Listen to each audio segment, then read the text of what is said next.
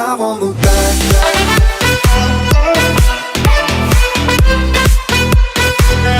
Cause I won't look back.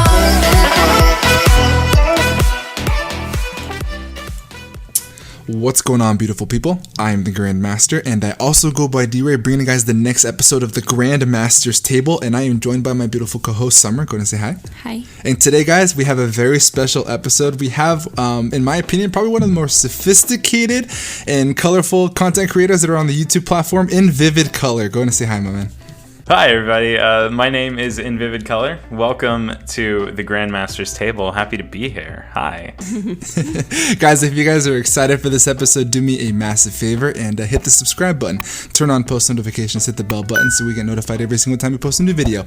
And if you guys are just head over heels for it, smash the thumbs up button while you're at it. It really does support us content creators. Let's just hop right into it, man. How you doing today? How's things going with what's going on? So, I mean, I don't know how much you want to dive into real world issues, but my life's been, it's been pretty much a lot of the same lately. So I wake up, and for the past like 3 or 4 days, I've been trying to like really start pushing out new content because I hadn't in a long time. But yeah, the day's good. I'm starting to try and work out because if you've ever watched my content, you know I'm aggressively out of shape. So we've been doing that, and we moved to Phoenix, Arizona earlier this year, so it's hot. It's getting real hot.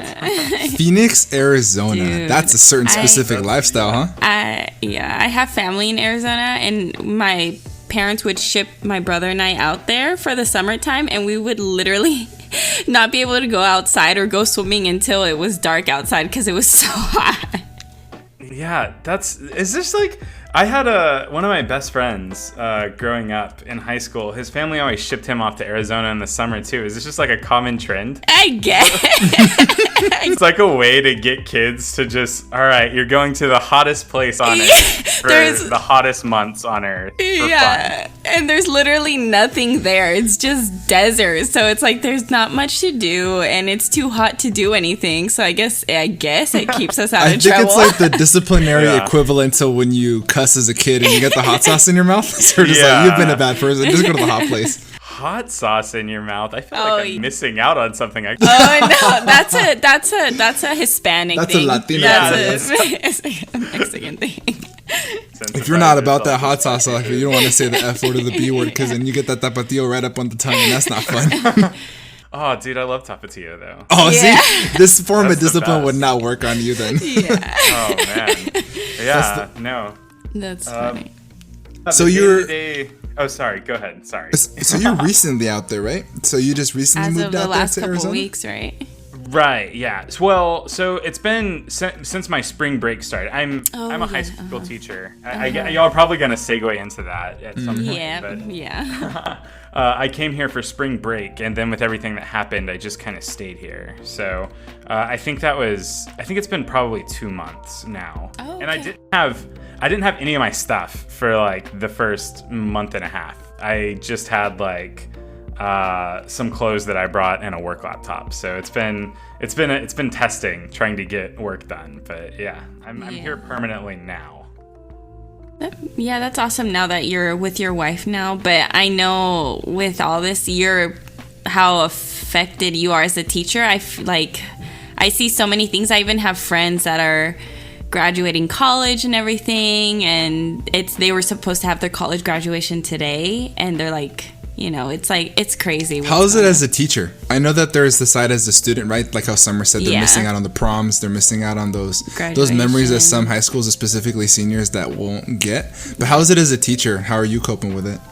Okay, so one, I feel a lot worse for the students than I do for the teachers, and there's a couple of reasons for that. Like, I feel bad for the teachers because I think that most of us that are teachers, we're really just there to help kids have, even if it's only slightly, a better life leaving high school or leaving the school system than they had when they came in, like just to be better humans, right? So like we have to, like, you have to love kids. You just can't teach. Like all the teachers that flop, it's because you don't like kids.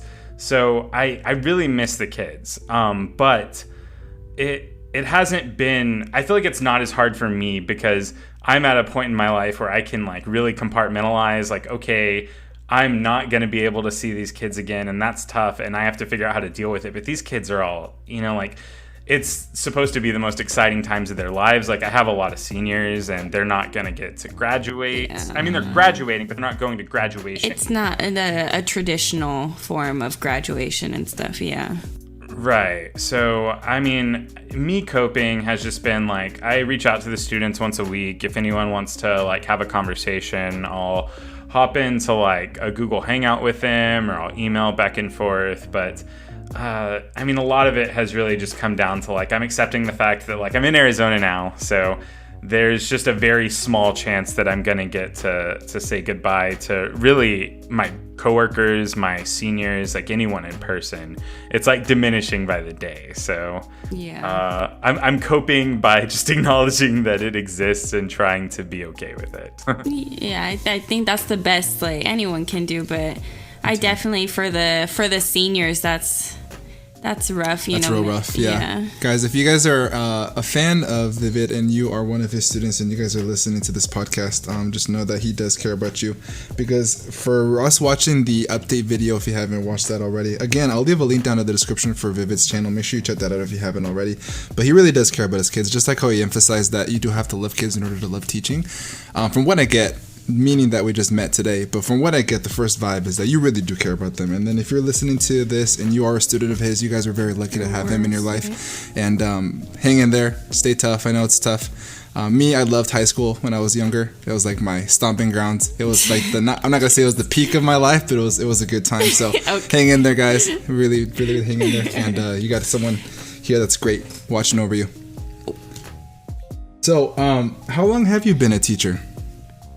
Okay, so this is my 5th year.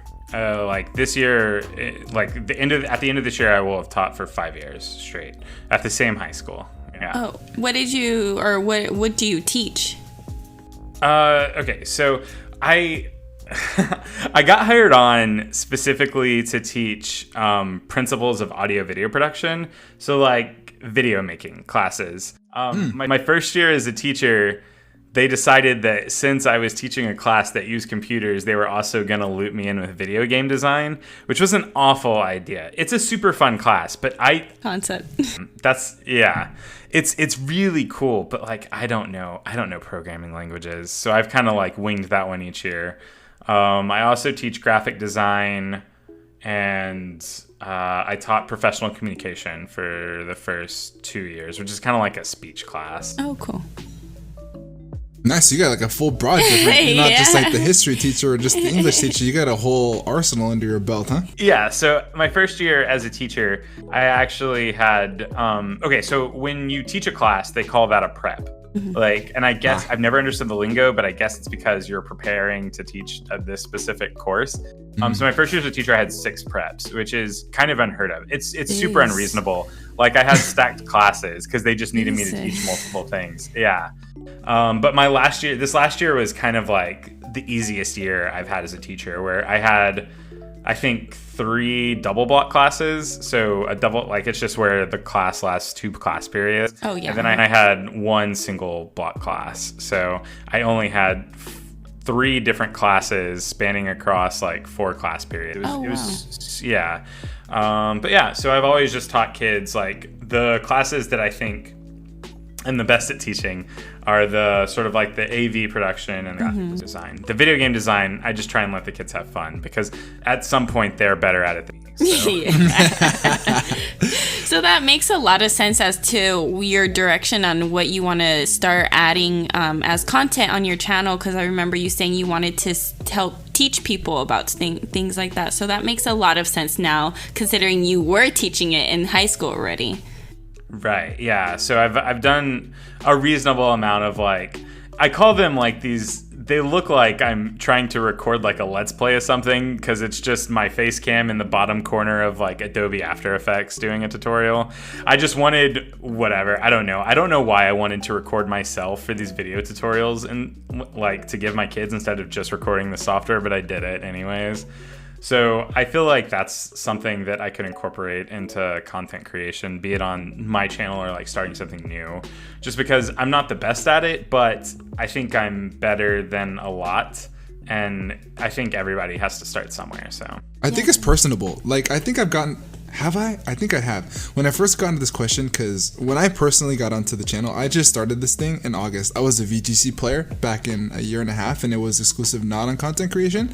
I would just go to tournaments and make sure that tournaments to get my CP.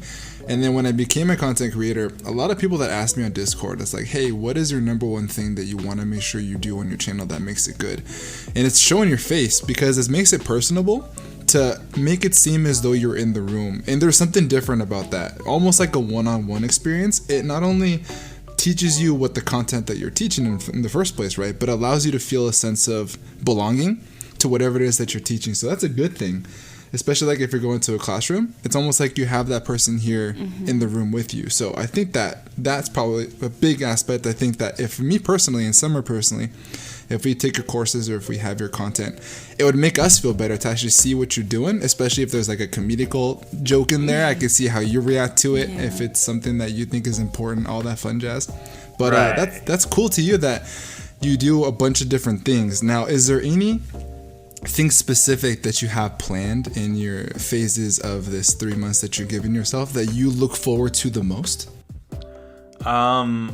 Man, I'm not gonna lie to you. I planned out these phases pretty well, but in terms of like planning ahead on content, right now I'm day by daying it, because I'm not. It's hard. I'm struggling. I'm sitting down and I'm like, okay, I have to edit just one video. I just have to edit one video to post daily, and I'll sit down and do it. And I'm like, okay, I have to find an intro moment. And then before you know it, like 2 hours have passed. So, so right now I'm just trying to post daily. Like Teamfight Tactics content is my goal right now. Okay. I am looking forward to the new Pokemon DLC. I think that when that comes out, I'm gonna try to integrate some battling, because okay, so I might be wrong. I might be just super incorrect, and I'm gonna end up ruining everything.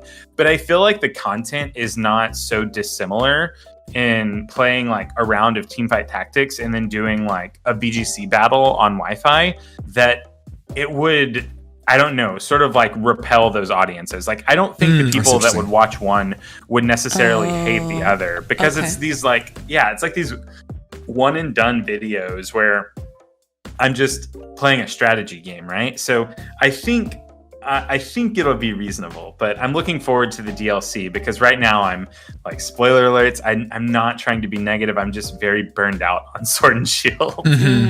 Understandable. I think it's just because you've been on the platform you have gained an audience on the platform doing something the same thing for a long time, which happens, right? We get burnt out a little bit. Do you feel it is because the content you were creating was repetitive and you don't find the joy in it as you did before? So, no. I don't think it's that. And so the last league I played, the last draft league I played with with Sun and Moon, I thoroughly enjoyed. I'm pretty sure the last league I was in was WBE season 3. And I really enjoyed it. And the first draft league I played in Sword and Shield, I just did not like it. And there wasn't that big of a gap between those things. Like, there was a pretty sizable gap, but it wasn't massive. I think the problem, for me at least, is, and I think this has been sort of repeated ad nauseum across the internet, I'm not a fan of the timer, like specifically the timer. Yeah. And 100%. Yeah. 100% the timer, and I'm not a fan of it for draft league specifically. I think for VGC, a limited pool is fantastic, because I think it forces people to play Pokemon that otherwise aren't really seeing, a lot of competitive play in the VGC scene. But for draft league, having such a limited pool of Pokemon, it feels like you struggle to make one large draft pool. So anything, I think, above 16 players, it's pretty close to impossible to do with the current pool size, unless you're doing like 9-mon teams. And if you're doing 2 pools of like 10 teams, then you get these repetitive weeks where like I'm playing a super top tier threat like Melmetal back to back or Gmax Grimmsnarl back to back. And if I have a bad matchup, it's just a feel bad moment. So those are kind of like my gripes with it. Makes sense. Yeah, like I inherently like Draft League play. I think it's probably, in my opinion, I think it's the funnest way to play Pokemon. I just am not loving it in the current scenario that we're putting ourselves in at the moment. Exactly. Like in this era of Pokemon, I'm not super about it. So yeah, I mean, I would have a hard time saying I'm like super burnt out playing Draft League because I think it's still like, again, probably my favorite way to play the game. But I think that the move for me, yeah, exactly. Yeah, so you're one of those players that is anticipating what is exactly going to happen once the DLC drops, because we have all these like hints, but there's no like solidified information of what exactly is coming out. And if the entire draft scene completely changes, it could entice people like in Vivid Color to come back with like a fire that all of a sudden now we have all these Pokemon, and it's almost not specifically just like Generation 7, but we're getting pretty close and everything kind of opens up, which is something that I think that a lot of us are really, really hoping Looking for. forward to, yeah. 100%. Right. Yeah. But again, I do think it's like, I think it's a double-edged sword. I think a wider pool of Pokemon is inherently better for draft leagues. I think it's inherently worse for VGC. Yep. That's very true. Yeah. So we had that first taste of, for me as a VGC player, I have the opinions that are very similar to Wolf, more specifically like an Incineroar, for example. Incineroar was a complete captain of the entire format in Generation 7, as to where it's not unhealthy to see it all the time, but it was unhealthy to run to it every single team you play in every tournament you play. Where an Incineroar is on every team, Landorus T is on every team. Back in the beginning of Generation 7, towards the tail end of Generation 6, Smeargle was another example. So the fact that they did the starters to come back is similar to what you're referring to, that if there's a bigger pool, not only does it, make a double-edged sword to there's more variety that you can make a team, but at the same time it's going to release the Pokemon that were not necessarily cancerous, but not so fun to run into that everybody had at the same time. And see, I'm also like, I used to be a very competitive Magic the Gathering player. I say very competitive. I've done well at like 2 tournaments. I used to think I was a very competitive Magic the Gathering legendary player. Yes, 100%. Probably have something like a 49% win rate, just like slightly under. The less games you play, the higher winner percentage you get, bro. Just ride with it. So I'm from sort of that scene. Like that was a lot of my, I think, sort of like early 20s was just jamming out games of Magic. So I'm super used to bans being a thing, because in Magic the Gathering, if something is dominant, or if it's like, if something ever creeps up to where it's 75% of the metagame, they're 100% banning something. It's never like, people hate it because in Magic the Gathering, you know, it's like pay to play, right? Like I'm paying for these cards to play with them. So it's always a feel bad moment. But I just super don't understand why Pokemon, the VGC scene specifically, can't implement like a seasonal ban list where if they're doing, you know, like whatever, they do it in like phases, right? Where it's like, right now we're in VGC era, whatever, 2.67. I don't know what it's called. But where they say like, okay, the Pokemon that have like the top 3 Pokemon are just banned. Like just ban Incineroar, ban, I don't know what's good right now, Whimsicott. Wolf says Whimsicott, you see that. Whimsicott, Gyarados, Gyarados, Wolf's Dracovish is the one I'm thinking of. I don't even know if it's good anymore, but I know it's good at the beginning of the format.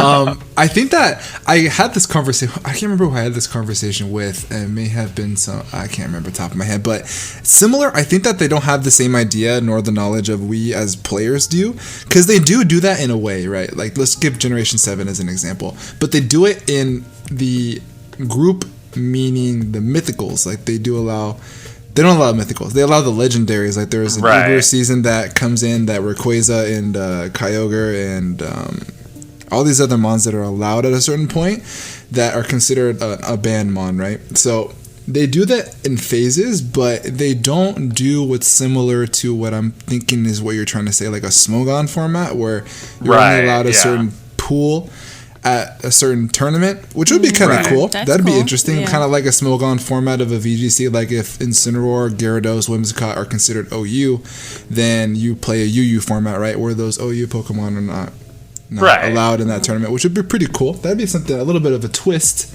that we can look forward to. Yeah, I just think that like removing sort of like these omnipresent Pokemon every once in a while, like it doesn't have to be forever. I think it's always fun when there's a season where like everything's allowed, including the legendaries. In fact, this is a fun fact I don't think I've ever said. The first VGC tournament I played was Texas. It was like Texas Regionals, and this was like back in the day. This was Platinum,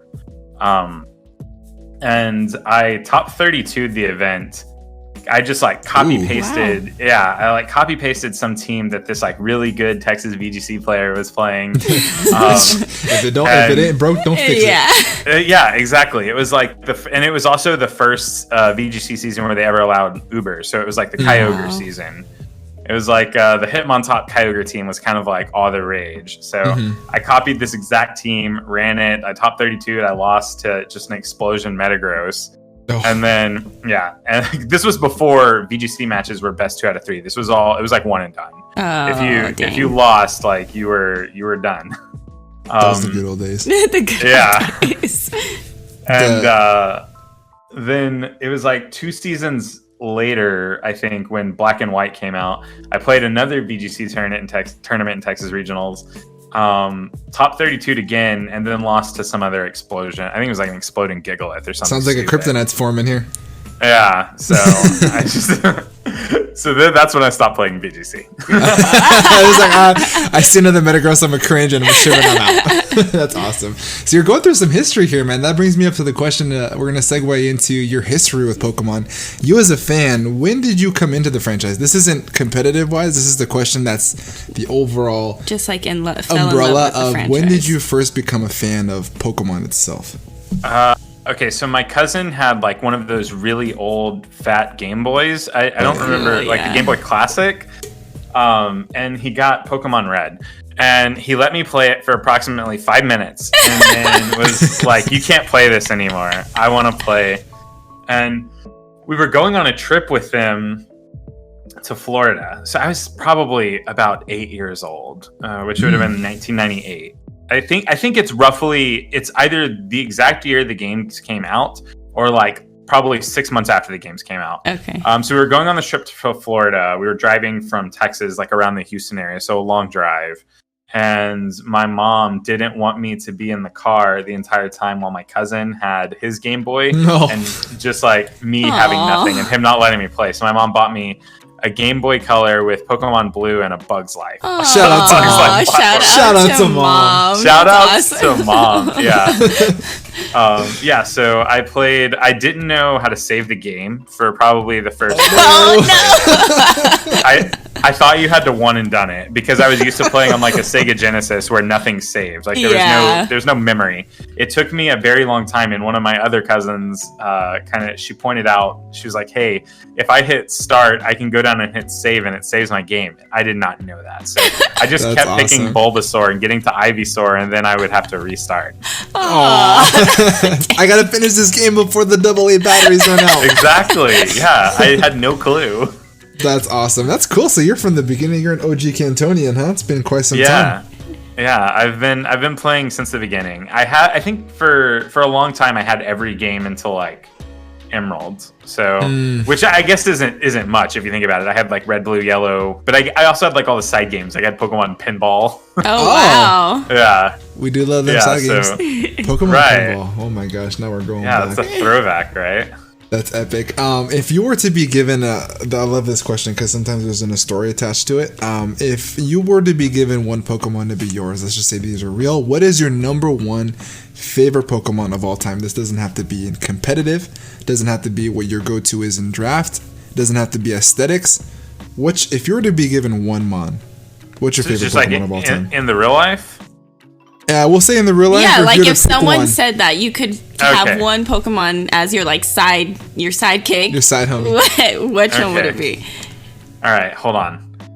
I used to have one answer, and I'm trying to like scan my brain to make it Go through the You're files. gonna say them on now, and then after we shut off our cast, he's gonna be like, no, it's this one. okay. Because I used to say specifically, the only Pokemon I would ever want in real life would be a Nidoran, male, because it's small, it's like puppy sized, right? Through aging, I've decided that I would probably just want something from the Porygon line, because I feel like you could probably, I don't know. I feel like you'd just like steal money from banks or something. Steal money. I can just use this Porygon to become rich somehow, I'm sure. So it's also like Porygon and Sableye are also my like two favorites. So it would probably be one of those. And I'm leaning more towards Porygon because it has more real life applications. I feel like I would wake up and Sableye would be like trying to eat my soul. For those who don't know, for those who aren't or haven't seen the history of Vivid's past for Draft League, the South Texas Sableyes is his draft league team. Words are tough today. Yeah. Draft League team. okay. I was actually surprised that you weren't going to say Sableye, and I was actually interested in how Sableye became the mascot. Okay, so the story behind this is like remotely non-existent. There was no good Pokemon besides like Rockruff when it was Gen 7. Yeah, Gen 7 is when I started. So there were no good Pokemon besides like Rockruff to tie with Houston, because all these like Draft League teams would say like the name of the city plus like a sports team from this major city, right? Yeah. So I was in the Houston area, so I wanted Houston Rockruffs, but someone else had already taken that. And then one day, like, because I got invited to this draft league. The first draft league I ever did was PGBL. Shout out to Root 8100. He's a great guy. He's the one who invited me to my first league. He was asking me my team name, and I was like, yo, dog, I just don't know, because I can't think of anything. And then I was out at a bar with a friend, and he was like, I don't know why people don't just, I don't remember the exact sense, but he said the word South Texas. And then I was like, okay, so let's find something that alliterates with the S. And then I have always liked Sableye since Gen 3, so I was like, yeah, this will work. And it's crept up there to where now it's like actually one of my favorite Pokemon. But initially, I just picked it because it alliterated with South, so like South Texas Sableye, so it's TS. Yeah, It flows. It flows. yeah, it flowed well, and it was also like probably, I don't know, I think I have this like weird affinity towards gems and gemstones, so the fact that it has like gemstones as eyes and has them in its body, like I liked that. So that was Yeah, I think that if you had this in real life, I was just gonna say, if you had that in real life, because I'm looking at it, I would kind of like, I would Be afraid to freak fall asleep out. at I would freak out to see that, just like staring at you as you're sleeping. Yeah, like if you wake up and it's on your chest, I don't. There's a Pokedex not- entry that says that the reason why it's got so many gems is because it eats people's shadows and it weakens them enough to take their jewels. So that's probably something Oh. like that. Yeah, I'm just like not about that life. Honestly. Yeah. I do let the ghost type's my favorite typing, so I can definitely get on board with some Sableye. That's cool Yeah. though. That's an awesome story. That totally lost my train of thought. The idea behind having a Pokemon in general, do you ever find yourself where you can't necessarily talk about it with your inner circle of friends? Is it more of like I just do this as a content creation, or is this more of like, this is my life, Pokemon is my life? Well, okay, so Pokemon's definitely not my life because I'm not like a full-time content creator yet. I'm trying. We're trying. Yeah. We're on the road. Right. Yeah, we're trying right now, but I've always been able to sort of like with most of my friends talk about whatever game we're about in that moment. So Nice. like, so a few of my best friends, like also like one of my best friends started creating around the same time I did. He doesn't anymore, but he started creating around the same time I did. His channel now is the name's like Jack Attacks or something. It used to be Sneaky Pokemon or PKM. He started creating, so I've always been able to talk with him about it. A lot of my friends from the area play Pokemon, so I think, I mean, every once in a while we would be out at bars or, doing whatever. And me and a friend would like sidebar and just have a conversation about something completely like, or we would just like sit there and play like a Showdown Ranbat, like, And it would awesome. annoy everyone. But for the most part, like even my wife, like she'll play the games when they come out. So she'll play through the games once. You know, she doesn't really play after that. She doesn't shiny hunt or anything. I mean, every once in a while, like I've got her to shiny hunt once, and I've got her to battle once, but she'll play the game, so she has like a knowledge of them. So if we want to talk about it, we can. Oh, that's funny because I have no idea about Pokemon at all. Like I'm just supportive, and Daniel talks to me. I'm like, yeah, that's cool. Okay, awesome. Like, She's if you ever had a friend that just doesn't participate in a conversation but allows you to get your thoughts out and just say it to somebody, and all she does is just nod, and it's just all you need. That's what Summer does for me in Pokemon. But- like, I'll be preparing for a game, and I'll just say whatever, like, I need this set to kill this and this to kill this, and she goes, oh, cool, yeah, dope. And I said, oh, good help, thanks. And it actually would help, which is what Summer's job in this relationship is, which is awesome. So shout out to your wife. but so much like so much of what you've told me, I can like grasp some things now. So I'm not completely in the dark of exactly everything that's going on. So, which is good. But I feel like that's pretty typical too. Am I cutting in and out? I'm sorry. I'm No, no, we hear you. it's perfect. It's We hear perfect. you Oh, perfectly. okay. Sorry. You're fine. Speaking of wives, I know that you emphasized her in your update video. Dipping in more into your guys' personal life. Oh my What does gosh. she do for a living? Because we're very interested on the whole, given this opportunity that now's the time to pursue content creation is now. What's the job that your wife just took on? So she actually just accepted a position as a nurse practitioner. Oh, She's awesome. That's awesome. Yeah, She's boss. Yeah, essentially. I mean, I've never really understood the way healthcare providers worked. Like, Yeah. I've never really grasped sort of like the chain of command. But essentially, when she goes on her unit, the nurse practitioners are sort of like the constants. And then there's an attending who is like, that's the head doctor. But attendings cycle in and out every 6 weeks or something like Yeah. that. So they're not always on the unit at the same time. And then there are your residents, which are sort of like the in-training doctors. And, shout outs to residents because they get paid basically minimum wage. And they have to be there exactly. They really they have to do. be on the floor infinity hours a week. But so she's sort of like, like when she's on the floor, she's kind of like, she's the constant. So Yeah. she, and I think there's also like a misconception about what nurse practitioners can do, because a registered nurse, like an RN, when you go to the hospital, the people that are taking care of you the most are like your RNs, right? Yeah. But a nurse practitioner, like, they have a lot of leave. Like, she can prescribe medication. She can like start central lines. Like, it's kind of crazy. But yeah, so she was a registered nurse for, I think, 6 years. I could be misquoting that. She's been a nurse for a long time.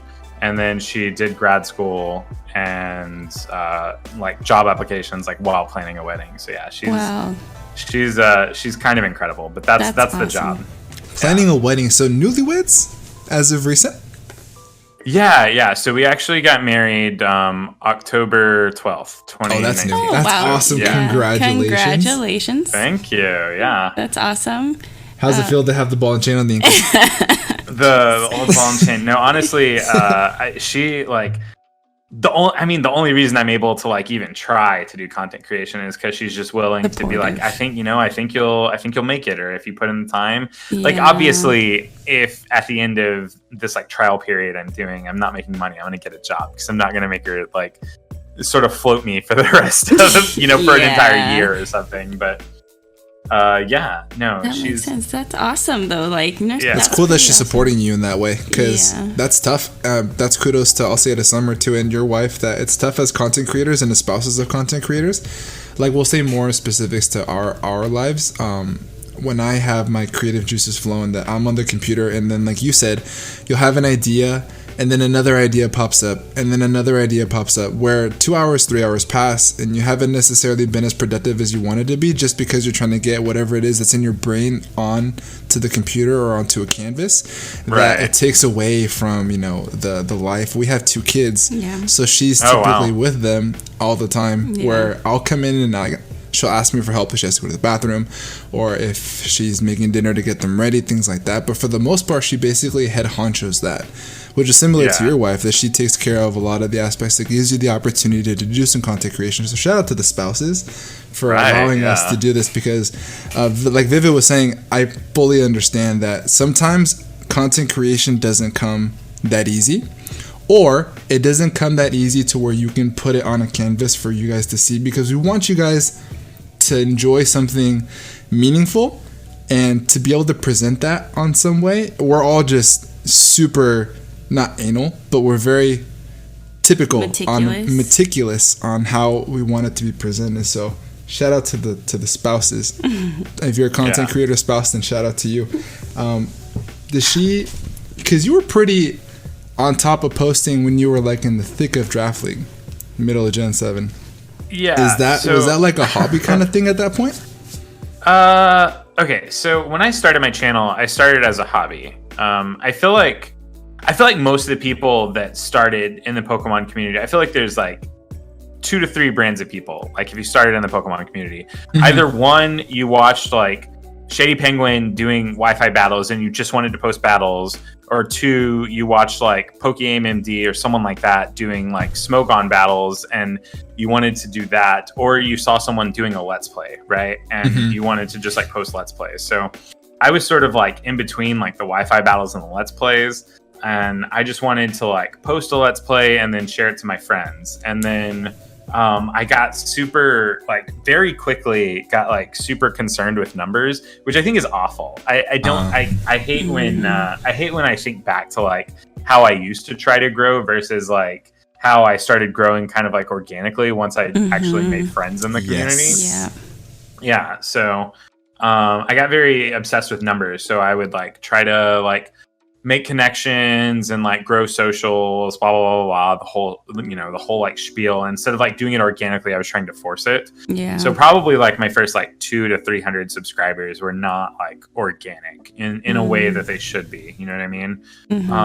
And after that, I really started like, I guess like trying, just doing it because it was fun. Like I said, like my first Draft League is when I started, like the PGBL is when I started like uploading like Wi-Fi battle content. And that's when I think things for me took another direction where like, yes, I was doing it for fun, but a couple like Draft Leagues in, I was also getting like, you know, I mean, this isn't like insane views, but I was getting like 1,000 views a video or something like that. And I was like, oh, and then I was like starting to see like the Google AdSense payments and stuff. And yeah, so I always like have wondered like how hard it would be to sort of like convert my time into like putting content online and making money or making a livelihood that way. So I've never really taken it seriously or told myself I was going to take it seriously until now. Like until now, I think everything's been a hobby that I was like, oh, if this pops off, this pops off. You know what I mean? But would you say that the analytical part of you looking at the numbers comes from you being a school teacher? Just from the numbers expected coming versus the overall play of it? Because from what I'm getting from when I'm listening to you is that you probably grew a little bit more when you're having a good time with it versus when it was the stress of it being a job. Do you feel as though that same fire is still in you now that you're giving yourself this opportunity?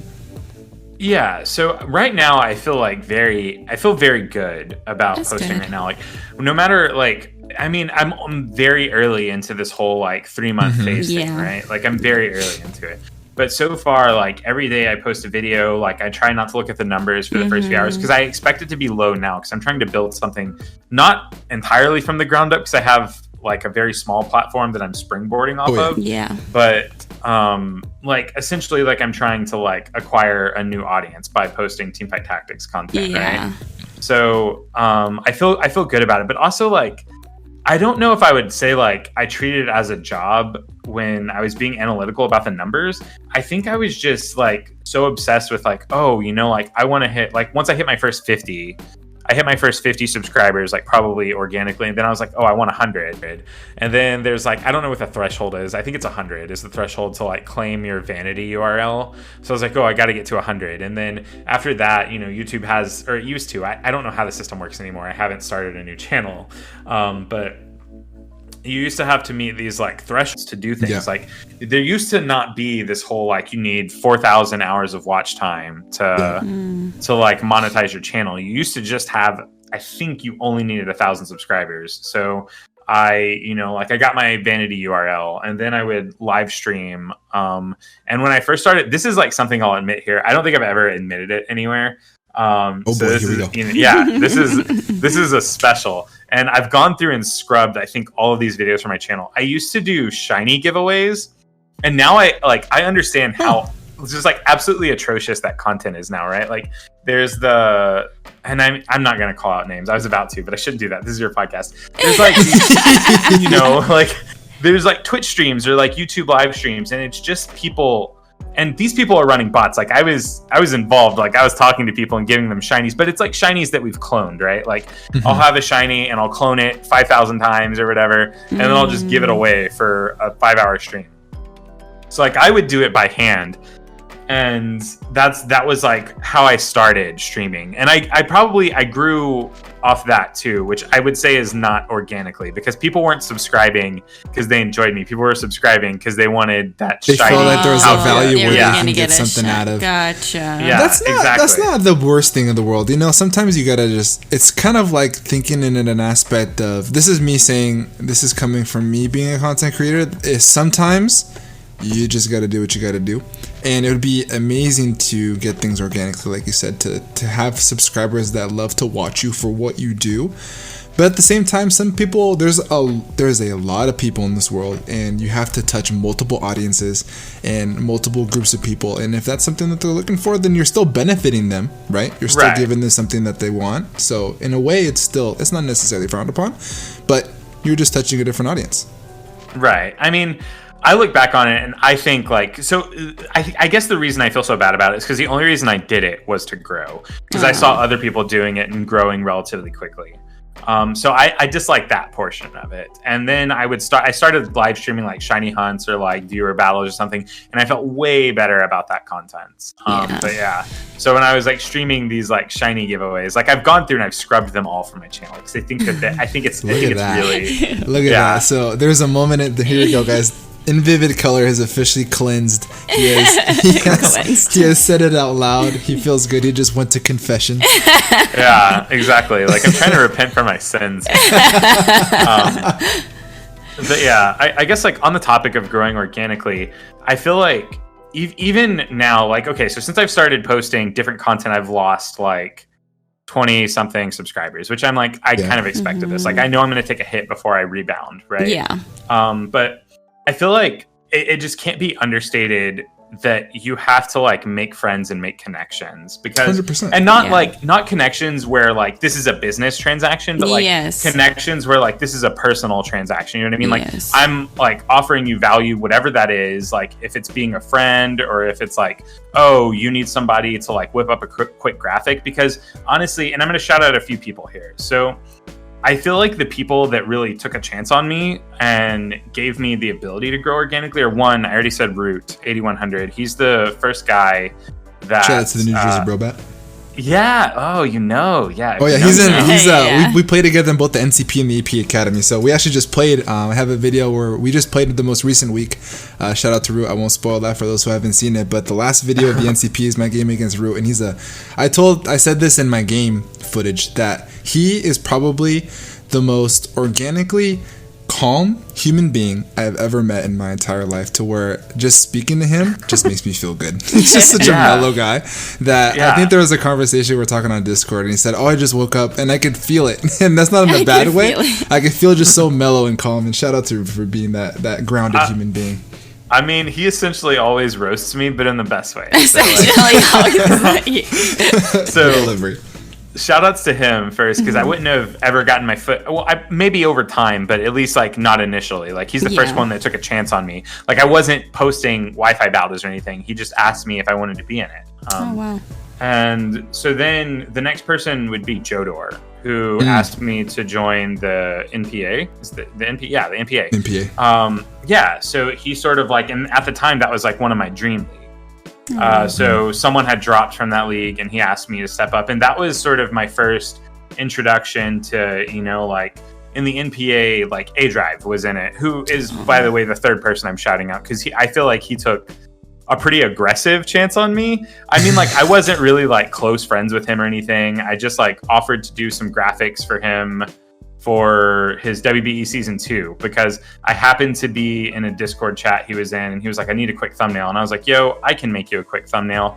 And this is where I get caught up on sort of like saying, like, I think you have to provide value to people, right? Like, so I made thumbnails for them, I did draft slides, and I did it all for free, but like, I did it knowing that like, okay, this is, you know, like, I can be in this like Discord server and I can talk to these people and interact with them. And then he did that. It was like a baby lock. It was like a baby lock video on his channel where a bunch of creators posted episodes of us trying to beat Pokemon X and Y only using baby Pokemon. And I actually like, I was given an episode of that because I was in the Discord server, and I was like, yo, I can help out with this. And then he took another chance on me by inviting me to like the WBE Let's Go Pikachu and Eevee season, and then again in WBE season 3, which is, I think, the most growth I've ever had organically was in those 2 seasons alone.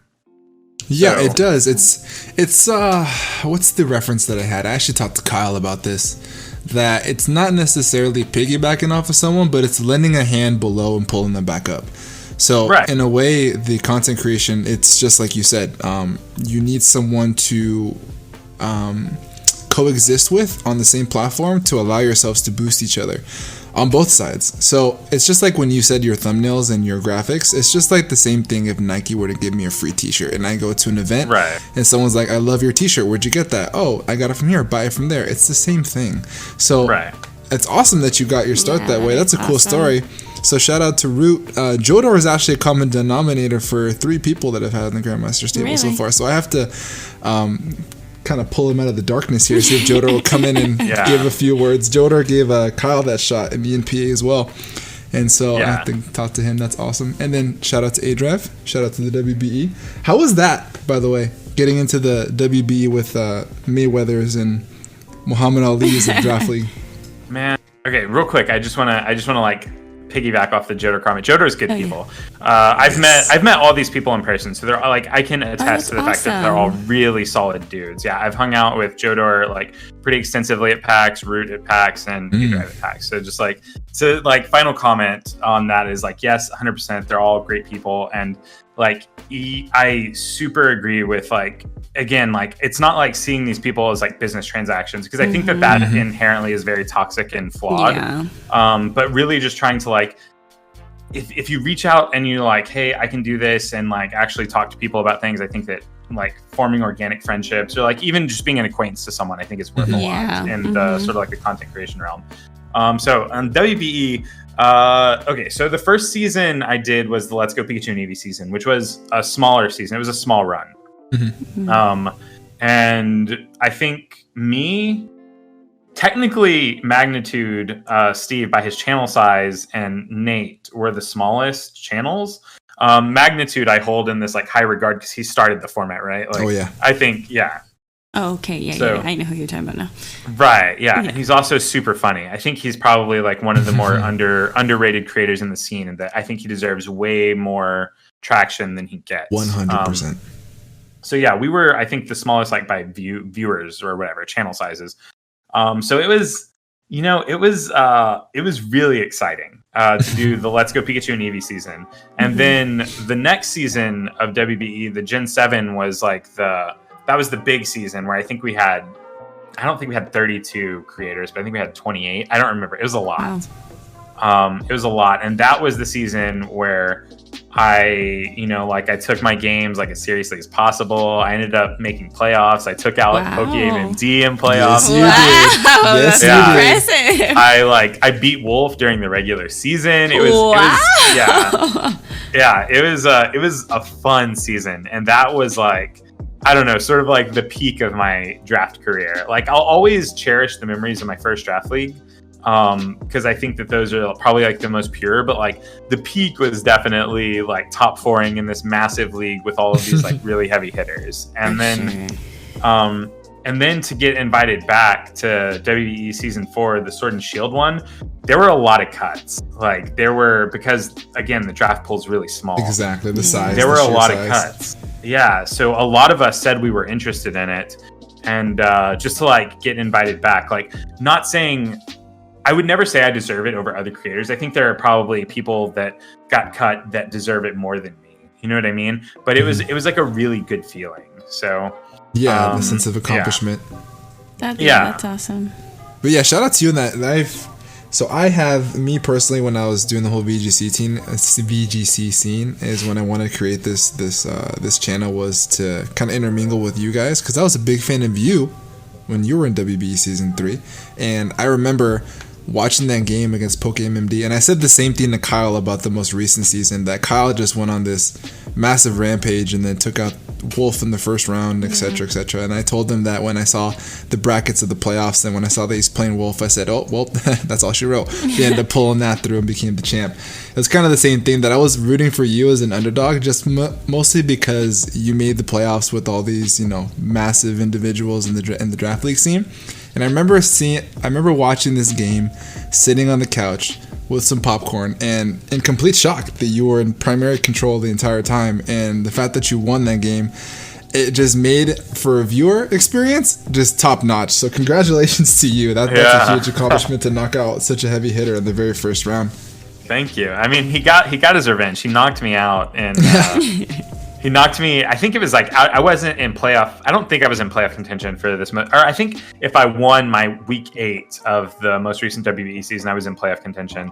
And Pokegame, he just knocked me out this one. So he got his revenge. I don't even think I ever posted that, because that was around the time where like I was leaving to go on like a school trip, and then I was going to come here for spring break, and I uploaded the footage to Google Drive to edit it here, and it just like was corrupt. So that's brutal. That's brutal. But yeah, shout out to the WBE season. Shout out to you and your run. You've got some, for the short time that you've been on the platform and the short history that you have in Draft League, you've accomplished a lot, which is really cool, and it's awesome that you're using that momentum on this new journey as a content creator. And I actually wanted to segue into a question that both Summer and I had last night when we were watching your update video. You said that you were interested in moving into content where you show people design, and then you mentioned shirts. Do you freelance draw? What kind of design are we talking here? Okay, so I specifically am reasonably okay at like graphic design. I don't have the best, like I can't take a pencil to paper and draw the most incredible thing, you know what I mean? Yeah. But I have a really good eye for color, I have a really good eye for contrast, and like, so I wouldn't say like I'm not ever going to be like putting out t-shirts where something is intricately drawn, unless I like sit there and I take a lot of time doing it. Yeah. I am currently trying to like collaborate with my wife. I'm like, I say trying. I've asked her once. She's actually like, she's been, I guess like just out of nowhere, she picked up like an Apple Pencil, and she's just been drawing on her iPad, and she's been drawing these like kind of insane images. And what? That's awesome. Yeah, just like out of nowhere. Like I guess she's always been pretty artistic, but she's never really like taken time. But now we have all this free time. She's like really honing in on that craft, and she's really good. So I could totally see. Where did this come from? Why have you not told me? Why haven't we collaborated earlier? Yeah, like she drew a picture of me the other night, and I think I'm gonna change my avatar to it for like my wow. She's really good. That's awesome. Yeah, I wish I could do that. That's cool. Yeah. I've told Summer that I have this amazing respect for people that could do that. That just whatever they have in their head can put it on a canvas, and you can see that. That's just so cool. Like, yeah. Right. Yeah, you two, we need to get some products from the both of you. And the best advice anyone can give, like the best advice you can receive is always take and collab with your significant other, with a woman, because a woman always has that specific touch that you and I, men, I'm sorry, just aren't capable of creating. Right. Because women just have that extra little oomph to make things over the top. So shout out to your wife. Yeah. So for me, if I'm like designing things for myself, like it's going to be a lot of what I would do, I would describe as like trying to use color theory and like shapes and just like general like graphic design, right? Like a lot of shapes, a lot of like line art, and a lot of typography.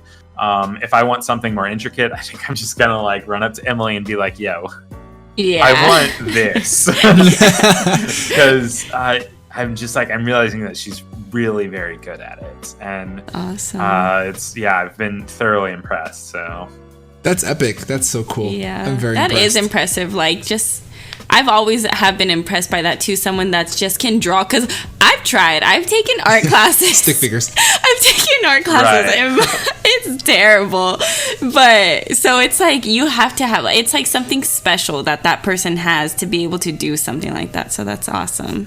Shout out to for Emily. sure. So I the mean- floor. Oh, Go ahead. sorry. Go ahead. No, go ahead. You. I was just gonna say. I was gonna say I have a fine art degree, and like I can't sit and like, draw wow. something. Yeah, like I have my degree is like I have a bachelor's in the fine art of photography and digital media. So like, Ooh. yeah, that's so fancy. like that's where I come from. Like I could do like photographic shirts or Yeah. like the color specifically. Like that's my wheelhouse. But like sitting down and just drawing, like I don't know. That's a skill I just do not have. Yeah. I had one question. So, going back, you wanted to add content. What was the game that you're playing now? Or that you're wanting to add content on? For Team Tactics. Teamfight Tactics. Teamfight Tactics. Okay. I wanted to, so like if people are interested or don't know what it is, can you give us, because I don't know what that is. Same, honestly. So I When would you like said to it, I got know- intrigued. I would like So- to know like what is the game? So, because you're going to add this content and there might be people that might be interested in that or don't know about it and want Haven't been to, exposed support to it want to just yet. support you and stuff.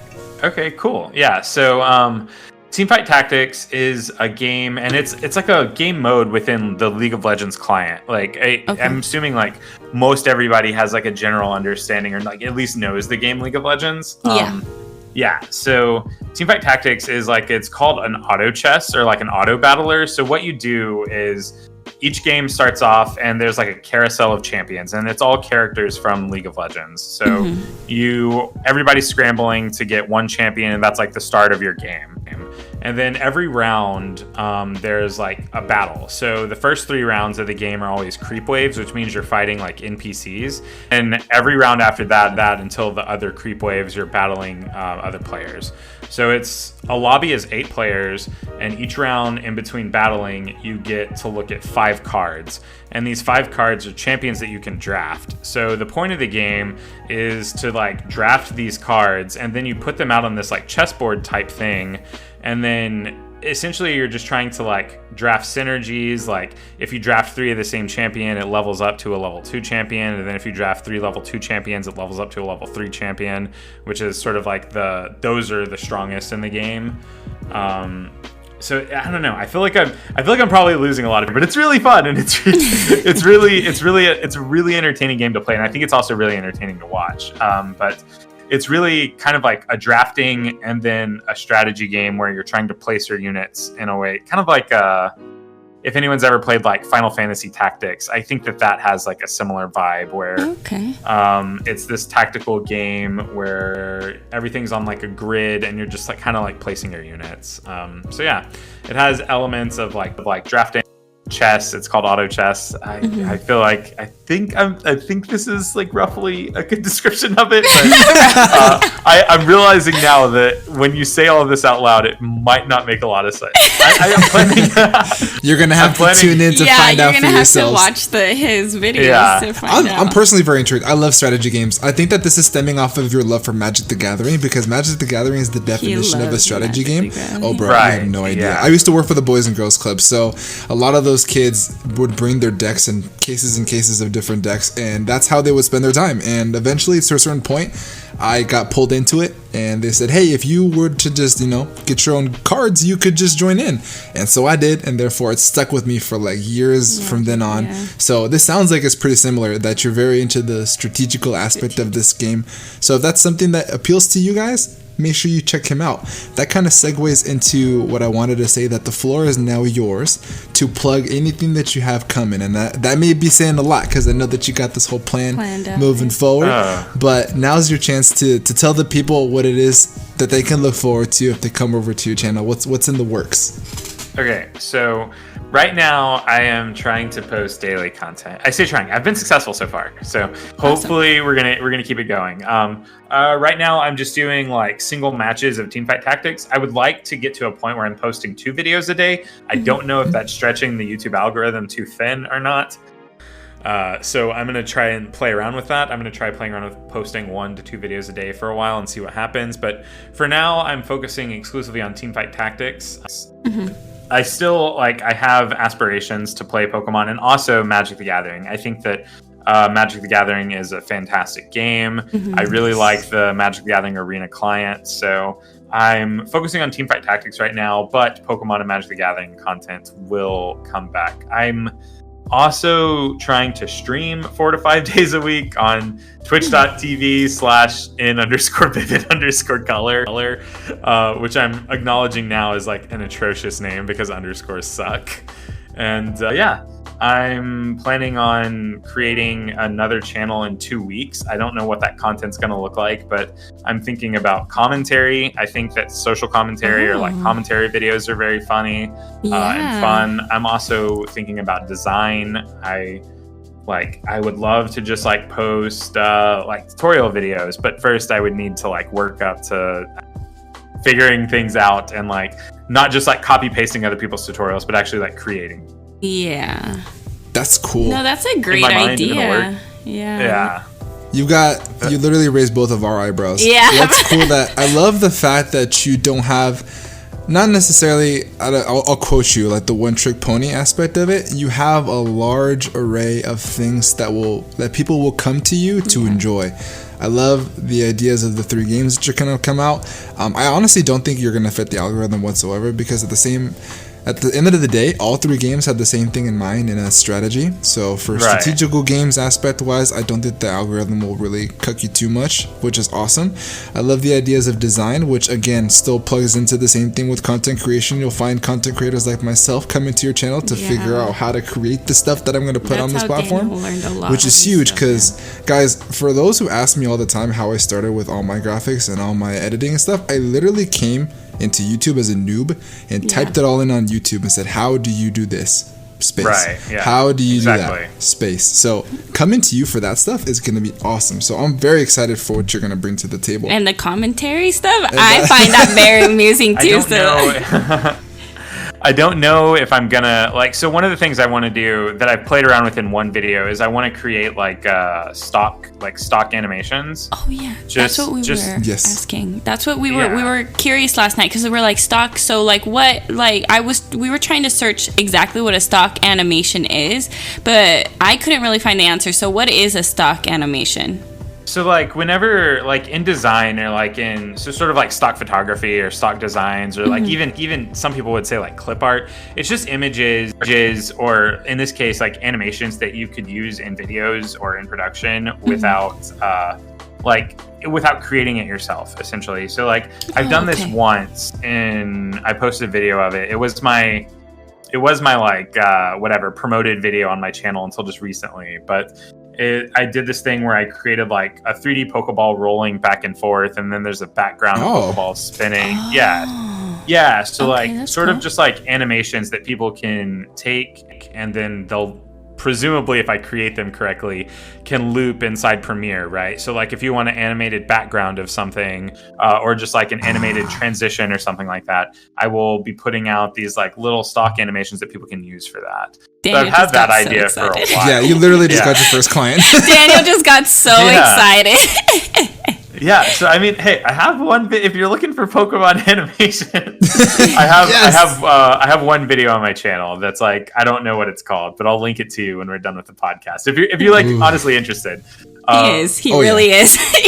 I really am. Little clips of animations. Yeah. That's something that I've wanted to do for a while, is just create a channel where I can upload these stock animations. I wouldn't mind doing tutorials for animations, because I think After Effects is kind of the wave right now. If you're working in After Effects, then I think that you're much more marketable as a video editor and a videographer, because if you can create motion graphics, be it super simple things, just animating text, or creating a transition, I think that makes you so much more marketable. Like, Yes. one, as a content creator, but also like as a hireable person. So I'm trying to like devote some of my time right now to that as well. So I've got a lot of ideas. I really need to like do some thinning out and figure out what I'm going to do. Hone in on the certain Hone in Yeah. on what exactly you want to do. But yeah, They're all great ideas. they're all though. great ideas, which is awesome. Like literally as a viewer aspect, right? So Summer's sitting in the chair of like watching something to be entertained and to learn. Yeah. And I'm in the same boat as well. Like, I also want to learn, but for a different avenue, right? To create content. At the end of Right. the day, you're still seeking an audience that has the craving to learn something. Yeah. At the same time, still having the thing to entertain them as well. So Yeah. that's awesome, bro. I love the ideas that you great got, and I'm ideas, super yeah. excited for what's about to come. Guys, if you Thank guys you. aren't already, please do me a massive favor. Head down to the description below. I will leave a link down to Vivid's YouTube, his Twitter, his Twitch. Anything that he wants to plug in will be down there, so you guys can be raring and ready to go when he posts this stuff, and just bombard him with clientele, bombard him with questions, which is I'm sure that he's looking forward to right now. So that's awesome. That's kudos to you. So if you're here, you're still listening, you might as well Yes. subscribe to this podcast, subscribe to this channel. yes, Because I mean, content creation is not easy. And I really dislike when people describe it as not a real job. So Yeah, it's a Oh, Oh, you put in hours, man. You If put in anything, if for a hours. good content creator, one that has aspirations because I'm sure all of us come with the same idea to make it's a hobby that you just put out there, and eventually it becomes into this love that you just want to create something Yeah. visually appealing for people. And when you switch that gear and you shift that gear and it turns into a job, sometimes you put in more hours in your actual job in Yeah. itself, and it is an actual job. So shout out to the ones that are supporting us content creators, because we do piggyback off each other. And shout out to Vivid for coming onto the podcast today. Really do appreciate you. yeah, no, thanks for having me. I love sitting down and talking about whatever. Yeah. Which is great. I'll gives do you it. I'll an do it outlet. again. Catch me after y'all blow up. Yes, we I will. want that clout once y'all get there. We got to do an update. We got to do an update to the update Yeah. after you've done your Right. 90-day update, which would be great. I'm sure that you're going to hit where you want to go, man. You have this awesome plan, and you clearly have something that is going to offer the world. You have this product that the world is just going to eat up, Yeah. and I'm super excited for you. I just wish that it was happening now. So I'm very Thanks, excited. man. Make sure you get to work, and we'll be waiting for it, brother. Yeah. Guys, if you guys, like he said, are at this point of the podcast, we do appreciate you guys listening. Make sure you hit that thumbs up button. And I want to say thank you to Summer for joining us in again. And another big shout out to Invivid Color for joining us on the podcast. I appreciate you for giving us this time, because I know that the juices are flowing. You want to get it up out there. So I appreciate you for sitting down with us. For sure, man. Thanks for having me. Also, shout outs to Summer. You were great. Thank you. Summer's the MVP. I just ride her coattails. The MVP. 100%. Guys, thank you I so love much it. for listening to this episode of the Grandmaster's Table. One more time, if you guys haven't already, make sure you hit the subscribe button, and we're going to get the heck up out of here. Have a great rest of your night, and above all else, be nice. Peace. Have a good one.